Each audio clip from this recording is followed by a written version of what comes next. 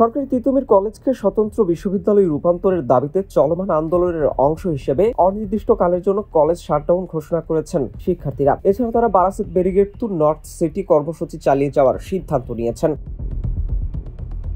রোববার রাত 11টার দিকে কলেজের মূল ফটকের সামনে আয়োজিত এক সংবাদ সম্মেলনে আন্দোলনরত শিক্ষার্থীরা এ ঘোষণা দেন। শিক্ষার্থীদের পক্ষ থেকে তিতুমির ঐক্যের উপদেষ্টা মাহমুদুল হাসান মুক্তার জানান, সোমবার সকাল 11টা থেকে রাত 10টা পর্যন্ত Barasat barricade to north city কর্মসূচি অব্যাহত থাকবে।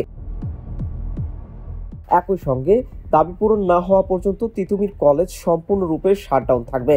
শাটডাউনের আওতায় ক্লাস, পরীক্ষা ও প্রশাসনিক কার্যক্রম বন্ধ থাকবে বলে জানিয়েছেন আন্দোলনকারীরা।